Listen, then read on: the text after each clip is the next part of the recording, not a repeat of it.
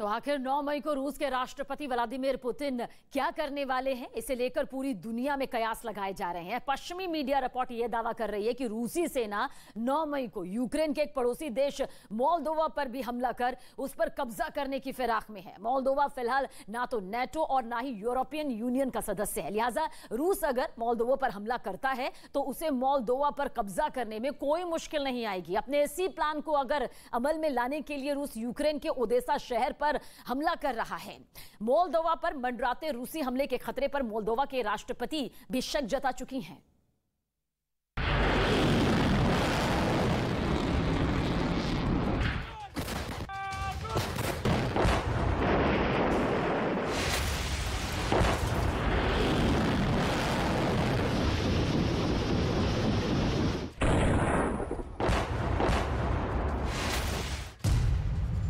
Ukraine में बरस रहा बर्बादी का बारूद।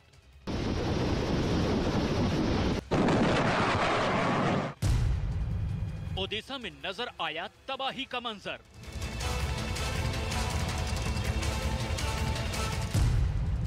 ओदेसा बहाना, यूरोप के एक और देश पर निशाना।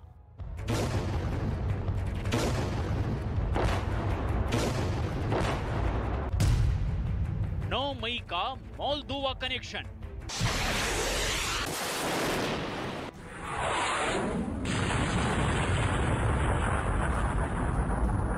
रूस और यूक्रेन के बीच जारी जंग को 70 दिन से ज्यादा हो चुके हैं, लेकिन इस जंग के रुकने के आसार नजर नहीं आ रहे, बल्कि ये जंग अब तो और भी तेज होती दिखाई दे रही है। पश्चिमी मीडिया का कहना है कि रूस के राष्ट्रपति व्लादिमीर पुतिन ने एक नई रणनीति के तहत अब यूक्रेन के उन शहरों को निशाना बनाना शुरू किया है जिन पर कब्जा करने के बाद वो यूक्रेन को घेर सकते हैं। रूस की इस नई युद्ध नीति की झलक यूक्रेन के एक बड़े शहर ओदेसा में नजर आई। 7 मई को जिस तरह से रूसी सेना ने काला सागर के पास बसे इस खूबसूरत शहर पर जबरदस्त मिसाइल हमला किया, उसे देखकर तो लगता है कि अब रूस ओदेसा पर भी कब्जा करना चाहता है। और रूसी सेना के हमलों के बाद फैली तबाही इस हकीकत की तस्दीक भी कर रही है।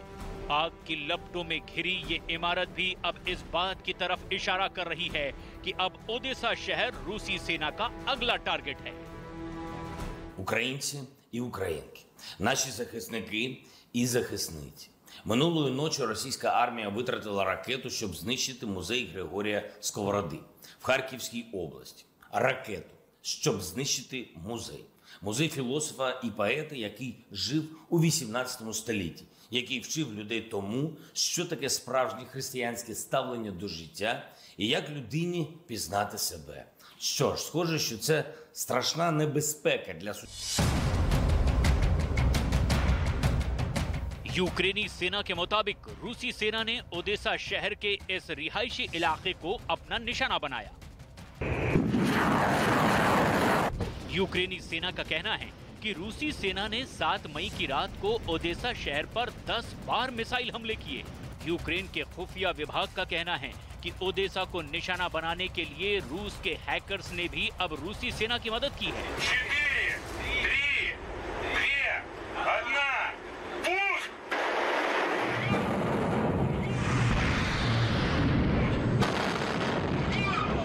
4 ракетами за допомогою стратегічної авіації. Виліт орієнтовно з напрямку Росії, з Каспійського напрямку. Внаслідок влучання 4 ракет пошкоджено цивільне підприємство в житловому районі міста. Після ракетного удару спалахнула пожежа. Підприємство має виготовлення меблів, тому є вибухонебезпечність через रूसी सेना के इस हमले में ओदेसा शहर के एयरपोर्ट के रनवे को भी जबरदस्त नुकसान पहुंचा है। यूक्रेन के मुताबिक रूस ने ओदेसा पर यह हमला अपने फाइटर जेट से किया है। Наразі інформації по постраждалим немає, але вона уточнюється. Ще 2 ракети влучили в вже пошкоджену злітно-посадкову смугу Одеського аеропорту. Також пошкоджено привід керування польотами аеропорту, тобто радіолокаційна спроможність аеропорту. पश्चिमी मीडिया ओडेसा पर रूस के कब्जे के प्लान का खुलासा पहले ही कर चुका है। पश्चिमी मीडिया के मुताबिक रूस एक खास मकसद के तहत ओडेसा शहर पर कब्जा करने की कोशिश कर रहा है। पश्चिमी मीडिया के मुताबिक रूस ओडेसा पर कब्जे के बहाने यूक्रेन के एक पड़ोसी देश मोल्दोवा पर कब्जा करना चाहता है। लिहाजा वो ओडेसा शहर पर हमले की आड़ में अपने इस प्लान को अमल में ला सकता है। दरअसल मोल्दोवा की राष्ट्रपति कुछ दिन पहले ही अपने देश पर होने वाले रूसी हमले का शक जता चुकी हैं। Mulțumesc, bineînțeles că incidentele care s-au petrecut în regiunea Transnistria acum câteva zile sunt îngrijorătoare. Analizele noastre arată că aceste incidente au fost provocate de forțe pro-război din interiorul regiunii, dar în același timp noi am auzit amenințări care au venit din partea unor generali ruși despre intenția lor de a ajunge până în Transnistria și evident că aceste declarații sunt irresponsabile și îngrijorătoare. Noi încercăm să descurajăm asemenea incidente. Evident, forțele de ordine दरअसल European union को शक है कि रूस 9 मई को पूर्वी Europe में अपना वर्चस्व बढ़ाने के इरादे से मोल्दोवा से अलग हुए एक छोटे से इलाके ट्रांसनिस्ट्रिया की आजादी का ऐलान कर उसे अपने साथ मिला सकता है। ट्रांसनिस्ट्रिया मोल्दोवा से लगा एक छोटा सा इलाका है जहां रूस को सपोर्ट करने वाली सरकार है। माना जा रहा है कि रूस यूक्रेन से लेकर ट्रांसनिस्ट्रिया के बीच एक कॉरिडोर बनाना चाहता है, जिससे उसके लिए यूक्रेन और मोल्दोवा दोनों पर हमला करना और आसान हो जाएगा। सवाल ये कि क्या है रूस का 9 मई का प्लान। ट्रांसनिस्ट्रिया यूक्रेन और मोल्दोवा के बीच 4000 वर्ग किलोमीटर में फैला हुआ है। ट्रांसनिस्ट्रिया 1992 में मोल्दोवा से अलग हुआ था। ट्रांसनिस्ट्रिया में रूस समर्थित अलगाववादियों की सरकार है। ट्रांसनिस्ट्रिया को बतौर एक मुल्क किसी भी देश ने मान्यता नहीं दी है। ट्रांसनिस्ट्रिया की आबादी महज 4,70,000 है। ट्रांसनिस्ट्रिया में रूसी और यूक्रेनी मूल के लोगों की तादाद मोल्दोवन आबादी से ज्यादा है। रूस ट्रांसनिस्ट्रिया को फ्री गैस मुहैया कराता है। इसके साथ ही वो यहाँ के बुजुर्गों को पेंशन भी देता है। ट्रांसनिस्ट्रिया में 1500 रूसी सैनिक मौजूद हैं। ट्रांसनिस्ट्रिया के कोबासन इलाके में रूस का 20,000 टन विस्फोटक रखा है। कोबासन पूर्वी यूरोप में सबसे बड़ा विस्फोटकों का भंडार है। पूर्वी यूरोप में यूक्रेन और रोमानिया के बीच में बसा मोल्दोवा यूरोप का दूसरा सबसे गरीब देश है। 1991 तक मोल्दोवा सोवियत संघ का हिस्सा रहा। 33 लाख वर्ग किलोमीटर में फैले मोल्दोवा की आबादी तकरीबन 26 लाख है, जिसमें से देश की सुरक्षा के लिए महज 7,000 सैनिक ही है।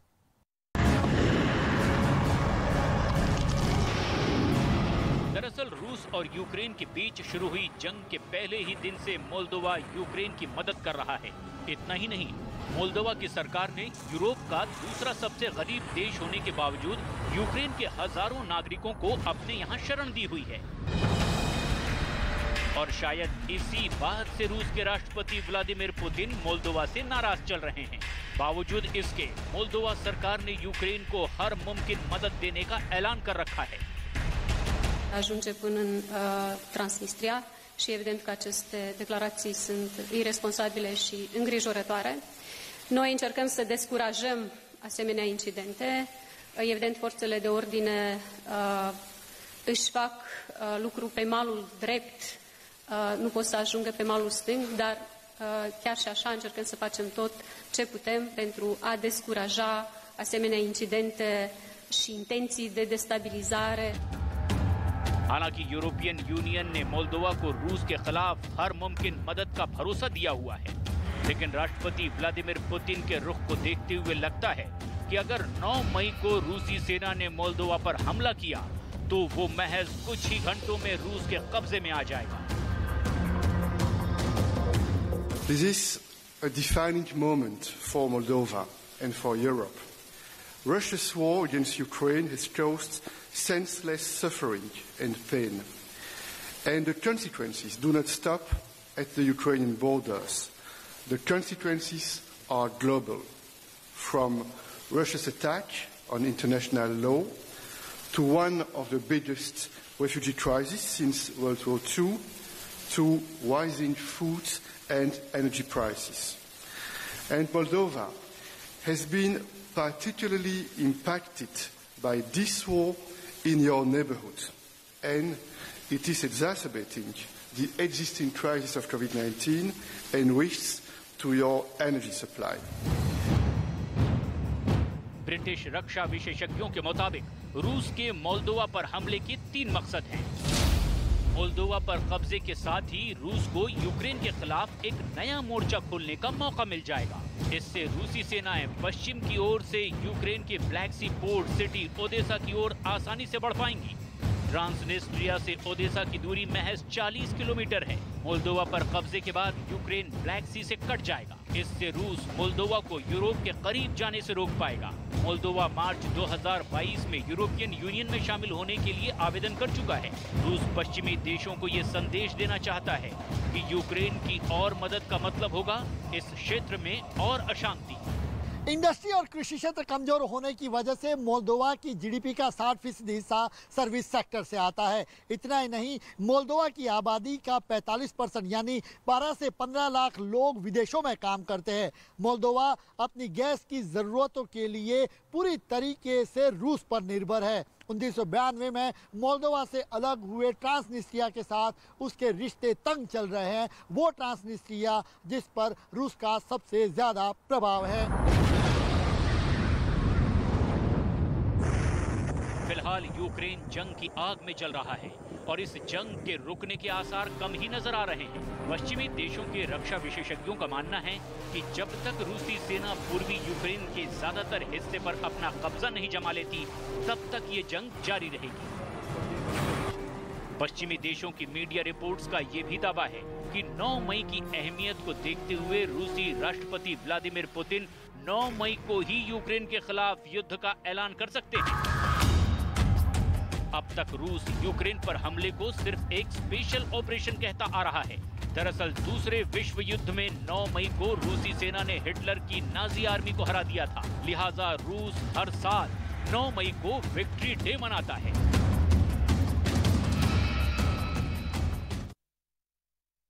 तो पश्चिमी मीडिया में 9 मई को लेकर बड़े बड़े दावे किए जा रहे हैं। 9 मई को रूस अपना विक्ट्री डे मनाता है। नाजियों पर जीत का सेलिब्रेशन पूरे रूस में मनाया जाता है। मॉस्को में बड़े परेड निकाले जाते हैं। इसके बाद राष्ट्रपति पुतिन देश को संबोधित करते हैं। पुतिन अपने संबोधन में क्या कहेंगे, क्या कुछ वो कहने वाले हैं, रूसी सेना को पुतिन क्या संदेश देने वाले हैं, इसे लेकर पश्चिमी मीडिया कई बड़े बड़े दावे इस वक्त कर रहा है। लेकिन 9 मई को लेकर क्या है पुतिन का ये प्लान, इस रिपोर्ट के जरिए आप देखें।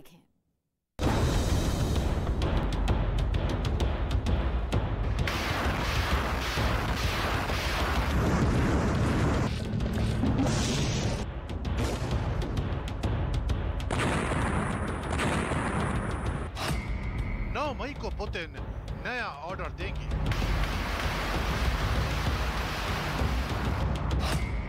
तीन शहर और एक देश पर कब्जे का ऑर्डर आने वाला है।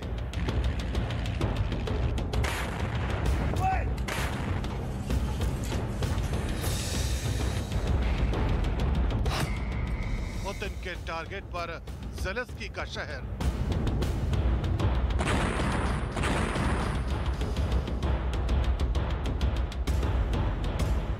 जैसे जैसे 9 मई की तारीख करीब आ रही है, यूक्रेन समेत पूरे यूरोप में बेचैनी बढ़ रही है। पश्चिमी देशों की मीडिया में कयासों का बाजार गर्म है। सवाल पूछे जा रहे हैं, आखिर 9 मई को पुतिन क्या करेंगे? क्या महायुद्ध बढ़ेगा या खत्म होगा? पुतिन रूसी सेना को कौन सा ऑर्डर देंगे?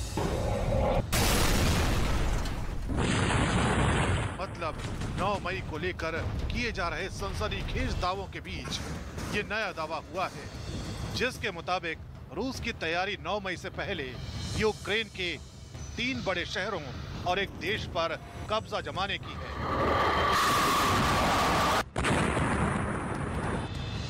ताकि 9 मई को जब मॉस्को में विक्ट्री डे की परेड निकले तो पुतिन अपनी पीठ थपथपा सकें।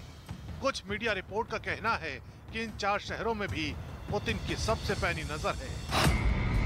दक्षिण पूर्वी यूक्रेन का ज़ापोरिज़िया। पुतिन का दूसरा टारगेट दक्षिण यूक्रेन का निकोलोव शहर। तीसरा टारगेट यूक्रेन का पड़ोसी देश मोल्दोवा। और चौथा सबसे अहम ज़ेलेंस्की का होम टाउन यानी क्राइवी रीह शहर। मध्य यूक्रेन का क्राइवी रीह शहर वो शहर है जहां राष्ट्रपति ज़ेलेंस्की पले बढ़े। पुतिन ज़ेलेंस्की के शहर को तबाह करके अपना सबसे बड़ा बदला लेंगे। ये हमला वो होगा जिसका इंतजार पुतिन 24 फरवरी से कर रहे हैं। पुतिन ने इस शहर को अपनी नाक का सवाल बना लिया है और वो 9 मई से पहले उसको अपनी मुट्ठी में करना चाहते हैं, क्योंकि ये वो शहर है जहां उनका जन्म हुआ था। और उसी क्राइवी रीह शहर को अपना टारगेट बनाने की वजह से पुतिन का ज़ेलेंस्की से 36 का आंकड़ा एक बार फिर सामने आ गया। लेकिन ज़ेलेंस्की का जन्म स्थान होने के अलावा भी क्राइवी रीह शहर अहम है। वो मध्य यूक्रेन का सबसे बड़ा और क्षेत्रफल के लिहाज से यूक्रेन का दूसरा सबसे बड़ा शहर है। इसी वजह से कहा जा रहा है कि क्राइवी रीह पर हमले की उल्टी गिनती शुरू हो चुकी है। लेकिन दावा है कि पुतिन सिर्फ इसी शहर पर रुकने वाले नहीं, बल्कि उनके निशाने पर यूक्रेन के 3 और शहर हैं, जिनमें दक्षिण पूर्वी यूक्रेन का ज़ापोरिज़िया शहर भी शामिल है। फिलहाल ज़ापोरिज़िया शहर यूक्रेन के पास है, लेकिन ज़ापोरिज़िया प्रांत के बड़े हिस्से पर रूस की सेना का कब्जा है। इतना ही नहीं, वहां के ज़ापोरिज़िया न्यूक्लियर प्लांट पर मार्च में ही रूस ने कब्जा कर लिया था। वहीं पुतिन का तीसरा टारगेट दक्षिण यूक्रेन का निकोलोव शहर है, जो कि अपनी खास लोकेशन की वजह से बेहद अहम है। निकोलेव शहर काला सागर के पास बसा है, जहां जहाज बनाए जाते हैं। 9 मई को रूस हर साल की तरह विक्ट्री डे मनाएगा और मॉस्को में रूस की फौज परेड कर रही होगी। माना जा रहा है कि इस बार का दिन रूस के लिए हर साल वाले विक्ट्री डे से काफी अलग होगा। ये वो मौका है जब रूस की फौज अपने करीब 25,000 सैनिकों की मौत को भी याद करेगी, जिन्होंने यूक्रेन में जान गंवाई। खबर है कि जब फाइटर जेट उड़ान भरेंगे तो जेट के सिंबल में उड़ेंगे। इसके अलावा रूस की फौज के एक बड़े ऑपरेशन की भी चर्चा तेज है। खबर है कि रूस की फौज इस बार मोल्दोवा पर चढ़ाई कर सकती है। मोल्दोवा का ऑपरेशन रूस के लिए बेहद अहम है, जिसकी बड़ी वजह यह है कि मोल्दोवा के रास्ते वो यूक्रेन की जंग को खत्म कर सकता है, क्योंकि मोल्दोवा तक पहुंचते ही रूस के लिए यूक्रेन के ओदेसा पर कब्जा आसान हो जाएगा। ओदेसा यूक्रेन के लिए वो आखिरी बंदरगाह है जिसके जरिए वो काला सागर से जुड़ा हुआ है, और मोल्दोवा से ओदेसा की दूरी केवल 40 किलोमीटर है। अगर मोल्दोवा पर रूस ने कब्जा कर लिया तो वो ओदेसा को भी पूरी तरह से घेर लेगा। इसके अलावा बड़ी खबर ये है कि मार्च में ही मोल्दोवा ने यूरोपियन यूनियन में शामिल होने के लिए आवेदन किया है। अगर मोल्दोवा पर रूस ने कब्जा किया तो मोल्दोवा को यूरोप से दूर रखने में भी वो कामयाब हो जाएगा।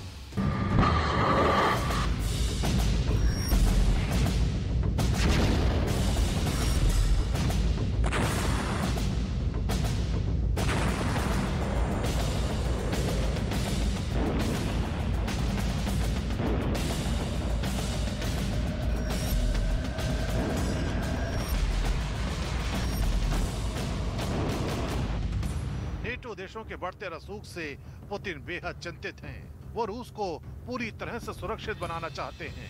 पुतिन को डर है कि रूस के कमजोर होते ही नेटो देश उन पर हमला कर देंगे और रूस के कई टुकड़े कर देंगे। ऐसे में पुतिन रूस को फुल-प्रूफ सुरक्षा देने के लिए हर वो मुमकिन कदम उठाने के लिए तैयार हैं जो रूस के हित में है। और रूस के हित के खिलाफ इस वक्त जो भी कोई सामने आएगा वो उसे नेस्त नाबूद कर देंगे।